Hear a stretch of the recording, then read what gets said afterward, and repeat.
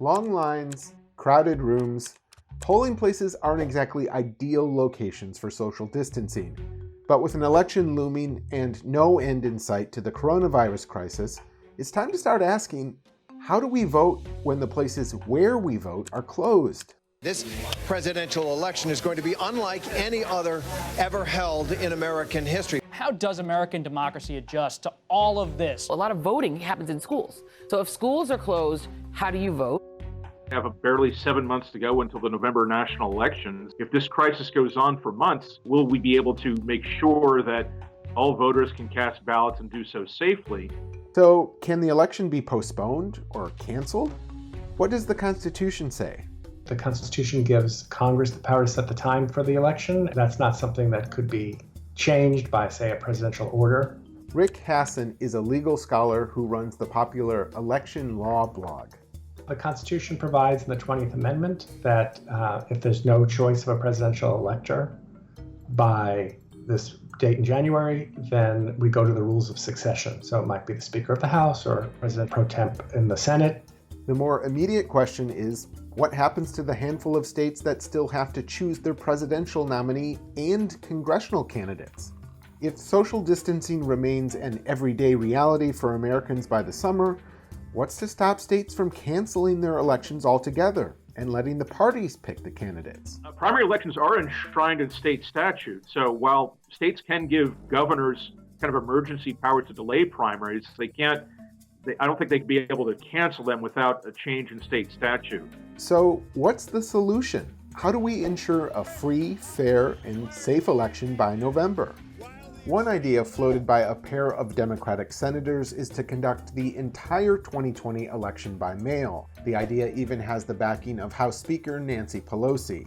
I think that we'll probably be moving to vote by mail. That's why we wanted to have more resources in this third bill that just was signed by the president. But Rick Hasen says you shouldn't get your hopes up. The stimulus bill did not include a requirement that Democrats are pushing that states offer no excuse absentee balloting. I think it's unlikely that there's going to be a standalone bill that could pass through Congress, especially if Congress is not meeting regularly. Mail-in voting has become a political football. Republicans, including President Trump, are resisting it. It shouldn't be mail-in voting. It should be you go to a booth and you proudly display yourself. So this is going to be a state-by-state issue. Vote by mail is growing in popularity in the U.S. In 2016, nearly 1 in 5 Americans voted by mail. In fact, 5 states conduct their elections almost entirely by mail. And 28 states and D.C. allow voters to request mail-in absentee ballots for any reason. But the magnitude of requests this year is likely to be overwhelming. And that's before we even take into account the states that have very little vote-by-mail infrastructure in place. Time is running out to get up to speed. The vote-by-mail system still has significant hurdles to overcome. Many more ballots need to be printed. They need to be proofread. It requires a lot of money, requires a lot of infrastructure. You need to be checking signatures. You need sophisticated machines to sort those ballots. You also need accurate voter rolls. It's a big undertaking. Congress provided $400 million in election preparedness grants in the recent coronavirus stimulus package. Whether that's enough, or how the states will even get the money, is still an open question. The $400 million entry really was, I think, less than 1 page of the bill, and there weren't any mandates attached to that $400 million. So states have a lot of freedom to do with their individual grants as they see fit. Conducting elections under normal circumstances is hard enough. Preparing a nation as big as the United States to vote in a pandemic is going to be an enormous undertaking. So if I was talking to an election official in a state that has not done a lot of vote by mail, I would say, you're going to need more employees.